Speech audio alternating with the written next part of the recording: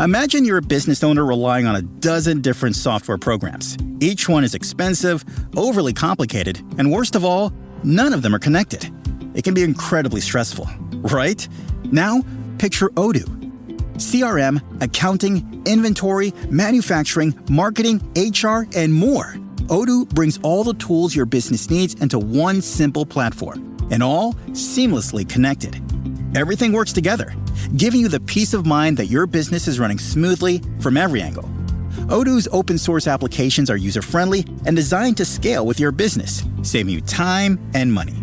Say goodbye to juggling multiple platforms and hello to efficient integrated management.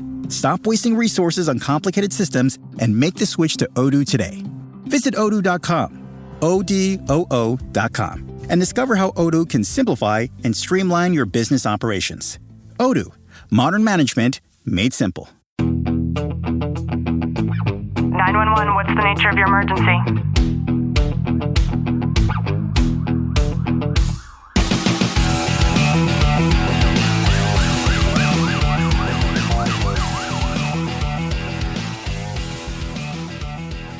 Welcome back to the Tactical Living Podcast. I'm your host, Ashley Welton, joined by Sergeant Welton. Clint, how are you? I'm good. You know, the holidays are coming, and something that I was thinking about is how there is this really complex dynamic in law enforcement, and it's when the department starts to feel like your family. And I think it's important for us to kind of dissect, is it comfort or is it control in the law enforcement culture? I do think, because you, especially like over my years of being in a department, I've seen different groups of people, because I don't care what you work for, but whether it's being a first responder, a firefighter, in the private sector, whatever it may be, you see these different groups align themselves and they hang out together, and then they try doing different events under the illusion of, I'm just doing this to look after the people. But in all reality, there's always ulterior motives to that. So I was just talking to an officer, and he was sharing with me a story about one of his partners, and he had to correct that partner on a false rumor that was going around within the department. And I want to talk about the psychological concept of groupthink and enmeshment. And so groupthink happens when you have this desire for harmony and belonging, and that might lead individuals into suppressing their own opinions or morals concerning anything that might be brought up. And so with this particular instance, the officer had shared that, no, I've got confirmation. What you're saying is incorrect. Please make sure that this doesn't continue to spread throughout the department. And that individual really enjoyed that groupthink so much to the extent that they did not want to push pause, even though they now had validation that what they were sharing was incorrect. Yeah, that's something that it's frustrating on multiple different levels, because when you're trying to, control the beast of false information, you're feeding into that negative concept and you're creating that division instead of trying to eliminate any of that division to unify a group. So in law enforcement in particular, I think that groupthink often pairs with this sort of emotional enmeshment. And what I mean by that is you might have a personal identity and then a group identity, and they become inseparable. And the family mindset within law enforcement, it could foster this sort of deep trust, but it also discourages your individual opinion, and it's going to silence your ethical concerns. And I see that becoming a very unhealthy boundary in law enforcement all of the time. And that's something that I've talked about numerous times, whether it's right here or within my team. It's, you start getting into that mindset of, well, this is how we've always done it. This is how I learned to do it. Doesn't mean that's always right. Just because this is the only thing doesn't mean that there's not other avenues and different ways to be able to approach a situation. So there are signs that the family culture is becoming too controlling. And in the example that I shared of that officer who was trying to kind of squash the gossip mill, a lot of the times the loyalty might be measured by silence. And what I mean by that is speaking up about something that's unethical or untrue. It might be seen as betrayal instead of courage. So we had Officer A, and he tried to share, we have confirmation that this particular element of gossip is incorrect. Please stop slandering the officer that you're talking about. And then we have Officer B, who would much rather just stay silent and kind of silently encourage that gossip to continue, and that's so that they can continue to be a part of that culture, which is very incorrect, although it can be difficult in order for us to be able to distinguish us versus something that we have dedicated loyalty towards.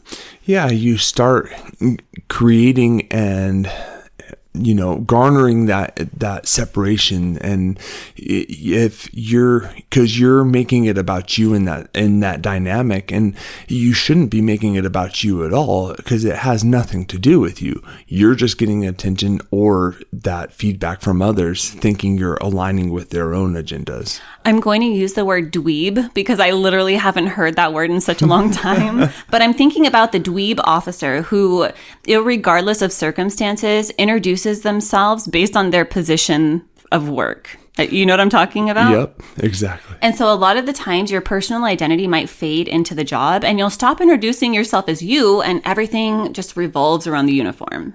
And you said it perfectly. It's getting so invested into living behind the badge, being in that uniform, getting into that groupthink messaging, and especially us as cops and any first responder, you start identifying yourself as that instead of creating your own individuality and being able to support your own values and morals. This is such a big scar in, I would argue, most, if not all, agencies. And it's that favoritism is mistaken for brotherhood, and then belonging becomes conditional on compliance and not connection. Yeah, and I see that all the time as you start trying to fit in with a specific group because you want to seek that promotion, you want to seek that new detail. You're always trying to look for that next step. And we just talked about this in another episode, to where you start sacrificing your own values and morals to align with other people's values and morals, to feed into that beast of that fake gossip, that fake news that's being pushed out there. And you're creating a dynamic and that environment to where you're stepping on someone else's back to raise yourself up. Another thing that I see is you might fear rejection more than burnout. So you stay quiet, or you overwork, or you take on more just so that you can be accepted.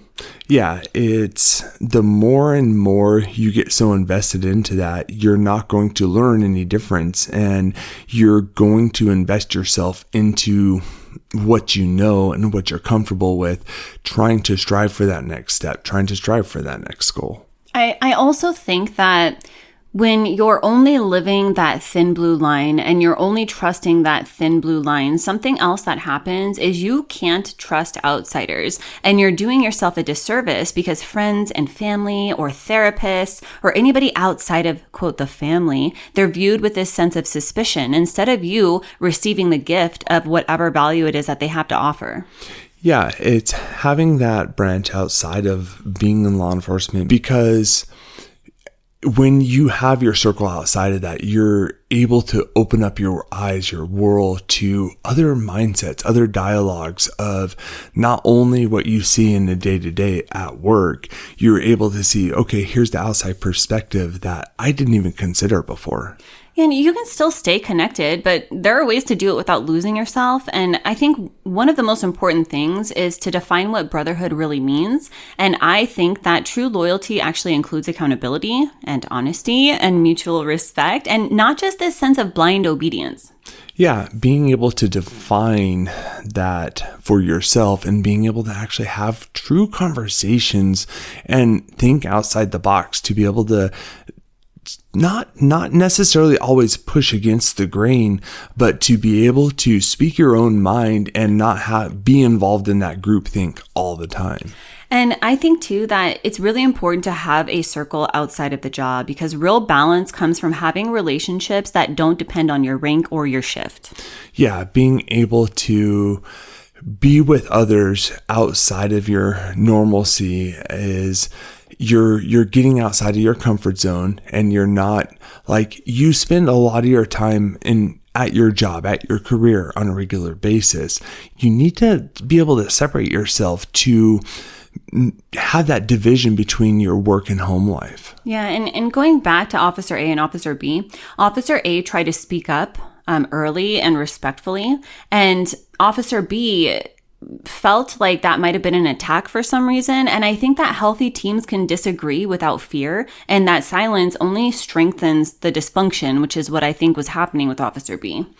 Yeah, it's you don't want to create that division, and ultimately in a situation like that, sometimes it takes some time, and then one person will understand the other, and you can still have a good and great working relationship. You can agree to disagree on certain dynamics, whether you're on one side or the other, but it's ultimately knowing you're on the same team. You're trying to reach the same goal, but let's just be a team on it. Yeah, and you can care deeply about your team without absorbing their trauma or their politics. Yeah, you can, because I think that's the biggest thing, and we've talked about this, is not making every situation about you as an individual. It's making it about the group as a whole. Yeah, and there is something to be said about how beautiful it is to have a department family. It can actually be one of the strongest bonds in a first responder's life. That's actually sad and very unfortunate, but it's also the truth. And I think that it can also be a cage if it's left unchecked. And it's really important to be able to cross-examine this for ourselves. I hope you've gotten some value out of today's episode. If you have, do us a favor, drop a review, subscribe down below. And as always, know that I'm sending you a long, tight hug from my home to yours.